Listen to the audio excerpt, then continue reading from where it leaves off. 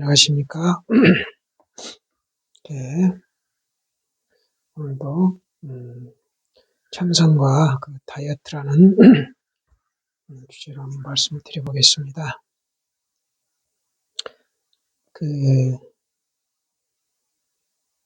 우리가 생각하는 힘을 키우려면 몸이 육체적으로 최상의 상태를 유지해야 됩니다.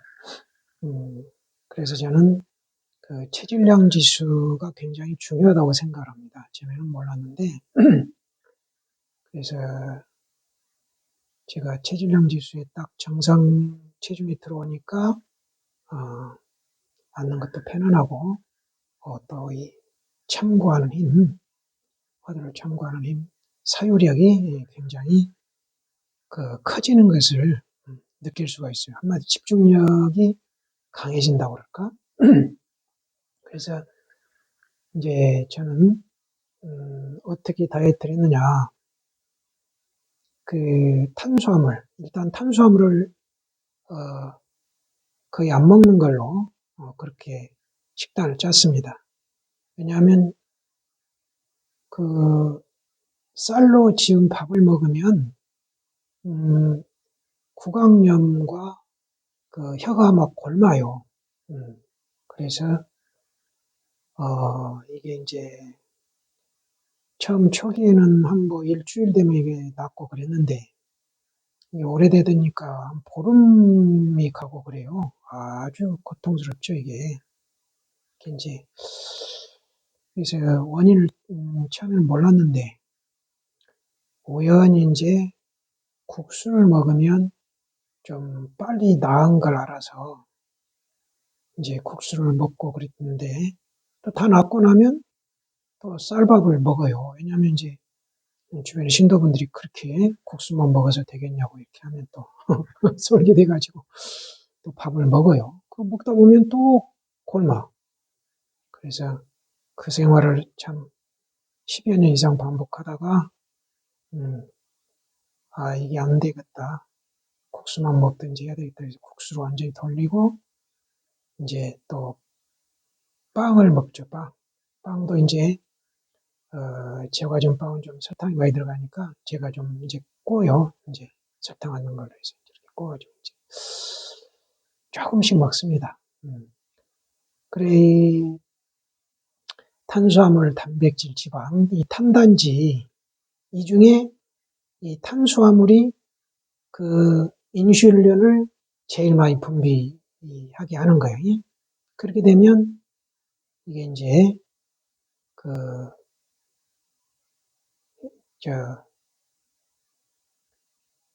인슐린 저항성을 높여가지고 결국 이제 또 이제 당뇨, 고혈압 여러 가지 이제 대사 질환을 일으키는 거죠.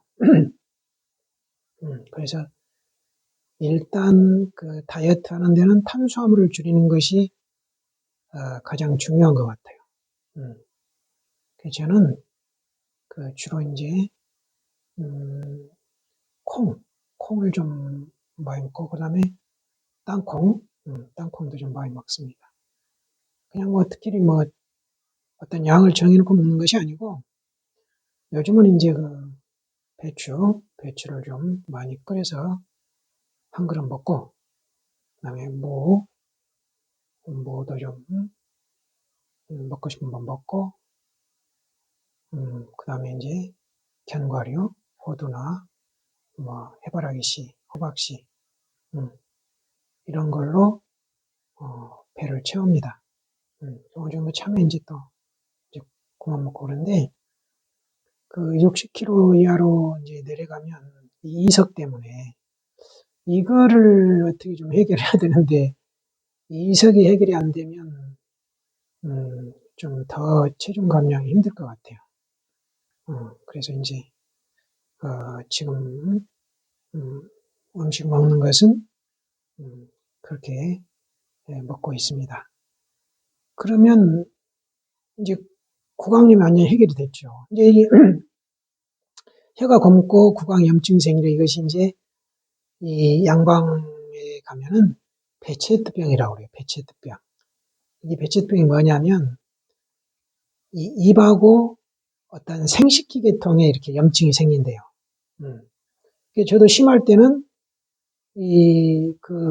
비뇨기 계통에도 이제 염증이 좀 생긴 것도 있고 그랬어요. 제가 깜짝 놀랐습니다. 아주 보고. 한참 웃었는데.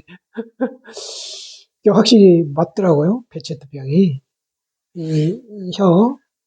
혀의 염증, 구강염증, 이것하고, 희한하게 비뇨기, 생식기 계통의 염증하고, 그게 같아요. 그래, 참, 묘하네. 그러고 이제, 좀 웃은 적이 있는데, 어쨌건 저는, 탄수화물을 극도로 제한한 이 식단, 저탄고지 식단으로 완전히, 다이어트에 성공을 했어요. 그래서 지금 이제 이 상태로 이제 먹고 있습니다. 이제 먹고 있는데, 어제 이제 동지에서 팥죽을 한 그릇 먹었는데, 이제 그걸 먹으면 대신 이제 다른 걸 안 먹죠. 안 먹는데, 한 끼 정도 그렇게 먹는 것은 괜찮은 것 같아요. 그럼 이제, 예, 배추나 야채는 또 이제 많이 먹어줬으니까, 음, 그렇게, 하고 있고, 제가 주위에서 보면 참 안타까운 분들이 많아요.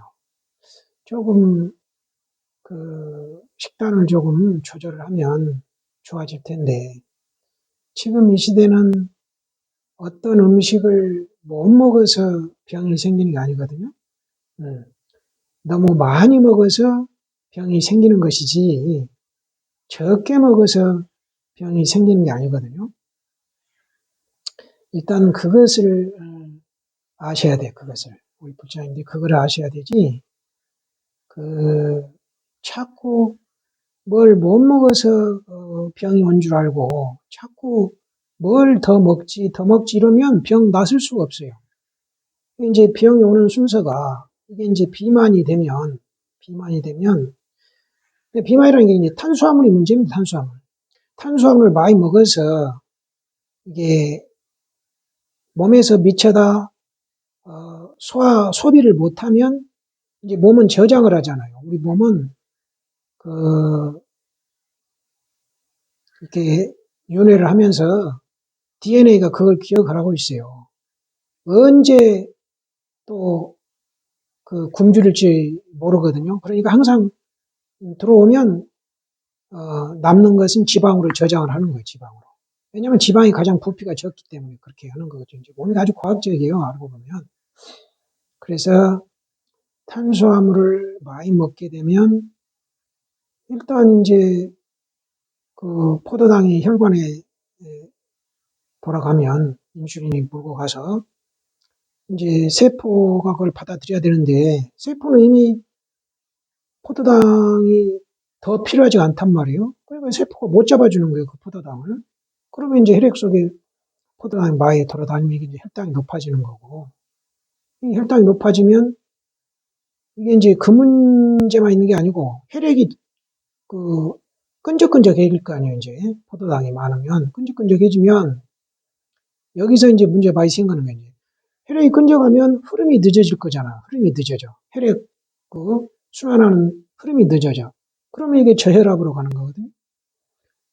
저혈압도 될 수가 있고. 그렇다면, 저혈압이 되면 무슨 문제가 생기냐면, 혈액에 포도당이 많이 차지한 만큼 어떤 산소량이나 이런 게 부족할 수가 있어요. 다른 영양분이.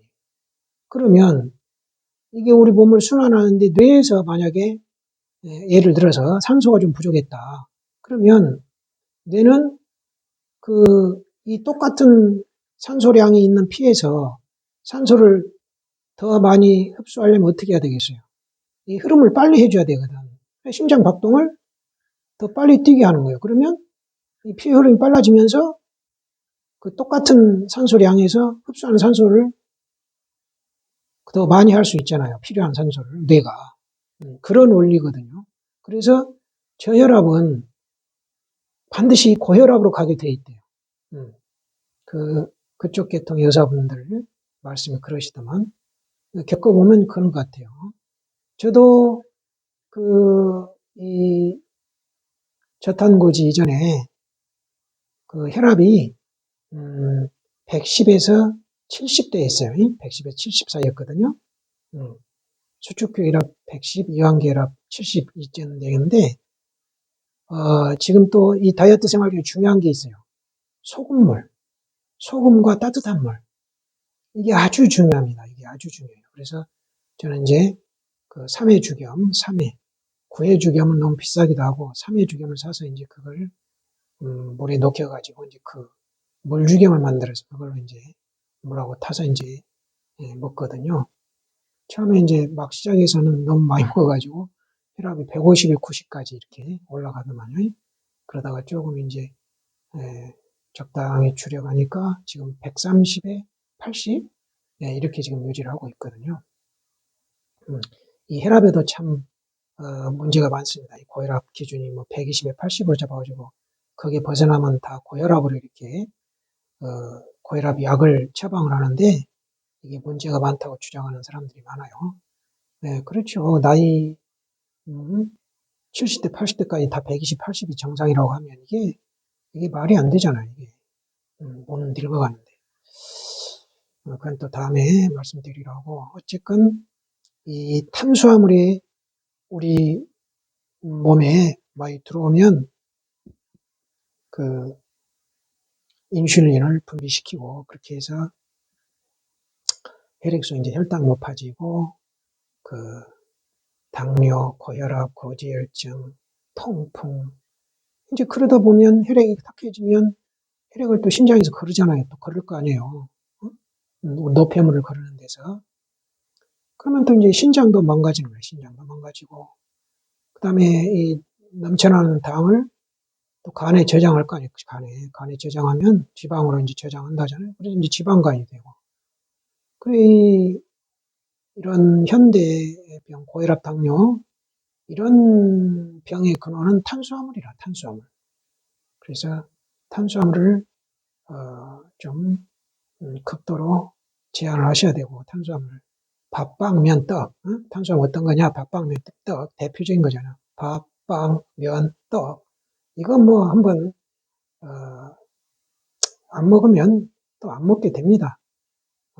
그 견과류의 맛을 들이면 또 맛이 있어요. 그렇게 해서 이 체중이 정상 체질량 지수 그 체중 안으로 들어오면 제가 경험해 보면은 이 화두를 참고하는 힘이 강해지고 또 생각하는 힘이 강해지는 것 같아요. 그래서 우리 불자님들도 건강을 위해서도 그렇지만 이 공부를 위해서도 이 정상 체중 유지가 중요하다. 그래서 옛날 인도에서 브라만 계급들이 그 이제 수행한다고 하면서 물론 고행을 하지만 그런 단식 이런 것도 했던 것 같아요. 왜냐하면 이제 몸이 어떤 비울수록 생각하는 힘이 강해지니까 그걸 너무 극단적으로 해서 이제 문제가 생겼던 거지만 우리 부처님께서도 거의 그 뼈만 드러난 그 상태에서도 유미죽 한 그릇을 드시고 또 7일간을 정진만 하시잖아요. 네, 불가사의죠, 불가사의. 그야말로. 그 정도의 어떤 구도심이 있어야 이 공부가 되는 것 같아요.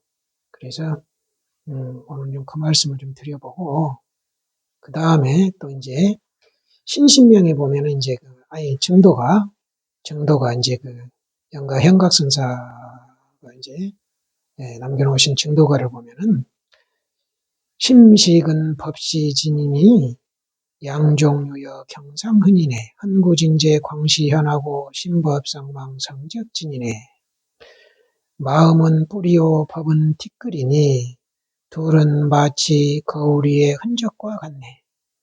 흔적의 때가 다 없어지면 빛이 비로소 나타나고 마음과 법 둘 다 사라져서 성품이 곧 참되네. 네, 이런 이제 이 구절이 있는데 요즘 어디 유튜브 한 들어보니까 어떤 참 스님이 마치 본인이 무슨 깨달은 것처럼 이렇게 설명을 하면서 그 당시 상황을 설명하는데 본인이 무슨 빛과 하나가 됐다는 그런 소리를 하더라고. 참. 여기 흥구진제 광시엔 흔적의 때가 다 없어지면 빛이 비로소 나타나고, 이걸 보고 그런지 모르겠는데, 이거는 어떤 빛이라는 것은 비유적인 표현이지 어떤 형상으로 나타나는 게 아니거든요. 근데 본인이 빛과 하나가 됐다 그러면 이거 웃기는 거지. 이게 공부가 뭔지도 모르면서 이렇게 하는 거예요. 그런데 속지 마시고, 특히 이런 그 마음은 뿌리요 법은 티끌이니 이래 놓으니까 이 구절도 또 여기서 마음을 우리 참 나로 해석을 해가지고 우리가 찾아야 할 그런 마음으로 이렇게 해석을 해놓은 데가 있는데 그거 아니에요. 이거는 그 뒤에 구절이 나오잖아요. 둘은 마치 거울의 흔적과 같다. 흔적 때란 말이에요. 이거는 상. 그래서 이것은 뛰어넘어야 할 때란 말이에요. 이 상이 일어나는 자리에 들어가야 되는 거거든요. 흔적 때가 다 없어지면 빛이 비로소 나타나고 마음과 법 둘 다 사라져서 성품이고 참되네. 그렇잖아요. 그러니까 이제 우리가 어록이나 부처님 경전을 볼 때는 이 한자가 여기에서 무엇을 의미하는지를 알아야 됩니다. 한자 하나가 여러 가지 뜻을 가지고 있기 때문에 그래서 심성이면 이제 본래 마음자를 가리킵니다. 심상은 뭐냐? 우리의 생각을 가리켜요. 그럼 그걸 갖다 심성이나 심상을 그냥 심으로 표현을 한 글자로 그러니까 잘 살피셔야 돼요. 이것이 심성, 우리 마음자리, 본래 마음자를 가리키는 건지 심상, 우리의 생각을 가리키는 건지 그걸 한 가지 심으로 표현을 하시니까 잘 알아야 됩니다. 여기서 심은 심상이겠죠. 심시근할 때, 마음은 뿌리할 때 이것은 그러니까 우리 부처님들께서 혹여 그런데 어떤 좀 헷갈려 하지 마시고 그런 법문을 들을 때 잘 알아들으시기 바라고, 또 아까 빛과 하나가 됐다는 그런 이상한 소리를 하는 걸 들으면 그냥 그런가 보다 하고 넘어가세요. 이건 도대체 제가 들어도 그럴싸한데 우리 불자님들은 어쩌겠어요. 제가 이제 그럴싸해서 듣다 보면 아직 아니야. 왜 그걸 하느냐면 지금 우리 종단의 금강경과 반야심경 번역이 제대로 안 돼 있거든요. 이거 아주 큰 문제인데 제가 이제 자꾸 알려지면 저는 복이 없어서 이 정도밖에 안 되니까 조회수 3, 40회 나오는 이 유튜브가 얼마나 있겠어요. 그리고 이게 제가 남겨놓는 이유는 혹여 뒷사람 누구 공부인이 보고 혹여 복 있는 사람이 힘을 얻으라고 이 법문을 알아들을 수 있을 정도의 사람이라면 공부가 어느 정도 된 사람이거든요. 그 사람이 자기 생각만 있으면 안 돼요. 이렇게 봐놓은 사람이 있다 이러면 이제 굉장히 힘을 얻을 수 있거든요. 제가 금강경도 금강경에 이제 대부분 잘못 해석하는 거 여시멸도 3장의 끝부분, 구마라집본 3장의 끝부분 보면은 여시멸도 무량무수 무변중생 실무중생 등멸도자 이렇게 있거든요. 이와 같이 무량무수 무변중생을 완전한 열반에 들게 하여 진실로 한 중생도 없어야 완전한 열반에 든 자이다. 이 해석을 여기서 중생을 마치 깨닫지 못한 유정으로 해석을 해가지고 이거 아주 엉망으로 만드는 거예요. 아니 깨닫지 못한 유정으로 해석을 하면 한 중생도 없어야 그러면 완전히 열반에 든 자라면 그럼 부처님은 뭐냐고. 아니 성화모니 부처님을 평생 시봉한 사람이 안한존자잖아요. 안한존자. 우리 불자님들 아시다시피 안한존자. 부처님 입적하실 때까지 성불 못했잖아요. 그래서 가섭존자가 결집할 때 쫓아냈거든 처음에. 그러다가 그 가섭존자가 안하나 문 앞에 그 찰간대를 무너뜨리라 꺾어버리라 그 말 듣고 이제 공부해가지고 가섭존자 인가를 받고 나서야 이제 결집에 참석을 했거든요. 그렇듯이 아니 부처님을 평생 시봉했던 안한존 자도 중생인데 한 중생도 없어야 깨달은 자라는 건 부처님 뭐냔 말이야. 이런 모순이 어디 있어요. 그리고 그렇다 그러면 지금 지금 이 시대에도 뭐 여기서 이 중생이 깨닫지 못한 유경을 가르친다 그러면 지금 수행하고 있는 다 수행자들 누구를 제도하고 있는가 말 누구 열반에 들게 하는 사람이 있어? 우습잖아요 그거. 이 말도 안 되는 그런 그 번역을 그렇게 하고 있어요. 그러니까 우스운 거야 금강경이. 제대로 금강경 반야심경 번역해 놓으면 아주 신신납니다. 신신나. 예, 아주 금강경과 반야심경을 그냥 간단하게 그냥 설명할 수 있어야 돼요.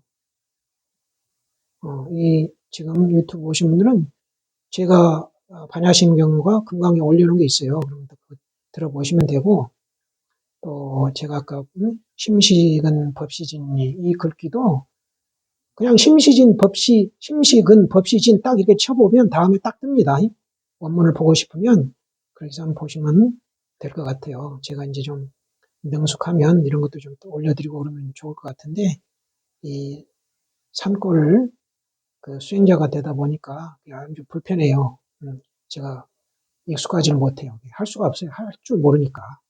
그래서 이제 어떻게 해서 또 이렇게 동영상 정도는 제가 이제 촬영을 하는데 그건 좀 이해를 해 주시고 어쨌건 이런 법문도 자꾸 들으시기 바랍니다. 이렇게 들으셔서 그냥 내 무의식이라도 담아 놓으시면 어느 순간에 내가 공부할 생각이 나면 좀 익숙하게 좀 어색하지 않게 바로 또 공부를 할 수 있는 그런 어떤 경험이 될 거예요, 이게. 그래서 제가 너무 무거운 마음으로 듣지 마시라고 제가 이제 참선과 다이어트라는 이렇게 주제를 이렇게 말씀을 드린 거거든요. 그래서 항상 저 같은 수행자가 다이어트 하는 이유가 뭐겠어요? 무슨 몸매를 가꾸려고 그러겠어요. 이 수행에 도움을 얻고자 하는 거거든요. 엄청난 도움이 되는 거예요, 이거는. 왜? 참고하는 힘, 생각하는 힘을 키워주기 때문에. 네, 생각하는 힘이 있어야 화두 참고력도 커지고 그렇거든요. 의심하는 힘이 강해야 되니까, 의심이 강해져야 되니까. 네, 그래서 이 불교는 어려운 게 아니에요. 이 정말 불교를 어렵게 설명하는 그것은 제가 생각하는 건 마군입니다, 마군. 지가 무슨 글 많이 한다고 자랑할 거 뭐 있어요, 그거. 유튜브 들다 보면 가관.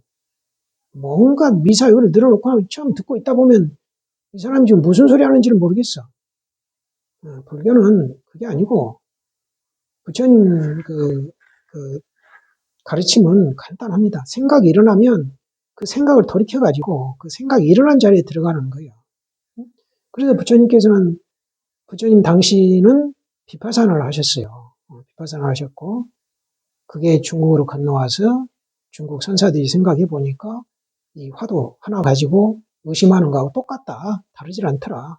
그렇게 해서 이제 이 화두, 간화선이 이제 이렇게 또, 널리 유포가 된 거죠. 이제 전파가 된 건데, 우리가 공부를 해보면, 비파사나와 간화선의 차이점이 분명해요. 비파사나는 굉장히 에너지 소모가 많아요. 에너지 소모가.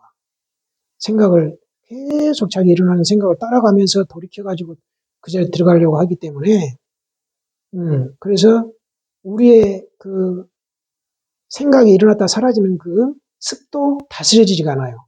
그 습을 그대로 둔 상태에서 그 습을 계속해서 따라가니까, 따라가면서 생각이 일어날 때마다 생각을 돌이켜가지고 생각이 일어난 자리에 들어가려고 하기 때문에 에너지 소모가 무지하게 많은데 그에 반해서 간화서는 공부가 이거지면 한 화두만 가지고 이 몸뚱이 끌고 다니는 이놈이 뭐냐, 이 먹고 하면 이게 그 에너지 소모가 그렇게 많지 않아요.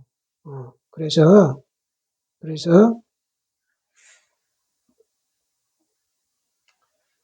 그래서 그 우리 공부인들은 그것이 뭔지를 알아야 됩니다. 그, 그,